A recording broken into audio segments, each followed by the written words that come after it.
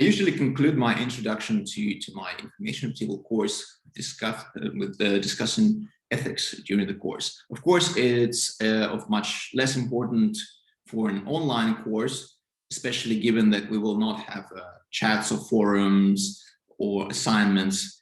But still, I think this is an important part to keep in mind, especially when you are studying right now somewhere. And even if you just want to comment on these videos, maybe you will find some nice guidelines here. So I still would like to cover this topic for the online course as well. So I personally see a university course as a collaboration, really as a collaboration between teachers and students on the same level. So there's no hierarchy, like teachers on top or students on top. It's two equal parties. And collaboration means that we actually have common goals. We as teachers want students to pass the course with a good knowledge, and students attend the course to actually get that knowledge and also pass the course. So we really have to collaborate to reach that common goal. And as I said, it's always important to remember there are two parties that collaborate and that interact and talk to each other. No one is more important than others. That's the very first thing I want to say, and everything else follows from this. So basically, the feedback part is a little bit less important for the online course, as I said, but still, if you want to comment somewhere, or maybe, again, you are a student right now and you're following a course, usually the feedback is very important. Actually, I think feedback is vital. And if you don't speak up, if you don't bring up problems or issues, they will never be solved. So please don't wait, whether you're a student or at work also, just speak up. But importantly, try to be constructive.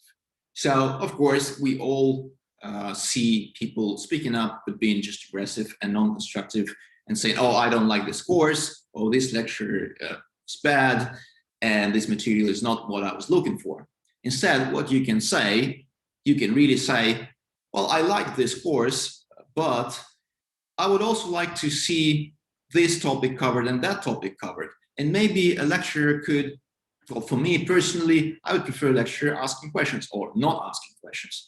So these are suggestions that can be taken into account, cannot be taken into account, but you really suggest what would improve the course from your perspective. And of course, if you give this feedback, you have to be prepared to different responses. So the best response is, of course, that your feedback is implemented immediately. You ask for a certain topic and it's covered in the next lecture. You ask for a certain change in the lecturer's behavior and that behavior changes, let's say, by next week. But that's not always possible. Some feedback can only be implemented for the next editions of the course. Actually, if you ask for new topics, it's usually not possible to just add topics right away. Maybe next year they will be added. And sometimes it's not possible to implement at all because of some university limitations or some other reasons. So again, it's already great if you can formalize your feedback in the form of actionable items instead of just saying, I don't like this, I hate this, blah, blah, blah. But it's also very important that you take this feedback or this response to your feedback, well, as a possible response. So your feedback may not be implemented, but of course you can always ask for reasons. So why is it not implemented? So usually during this course, if this happens, I try to explain what the reason behind it. So anyway, so that's the feedback that students can give, and that their responsibility to give it. As I said, speak up, don't wait. But also, of course, there's our part, our responsibility in, well, usually we prepare a course as a team, but this online course, I prepare myself as a lecturer. And well, please keep in mind that preparing a course in general and an online course in particular is hard. So, of course, we always appreciate a certain level of appreciation in terms of, well, for offline students, we ask them to be good citizens in different ways. Say, don't cheat. Again, be constructive. Don't just post random or aggressive comments, this kind of stuff. And of course, if you like our videos, if you recommend our videos to others, We greatly appreciate it.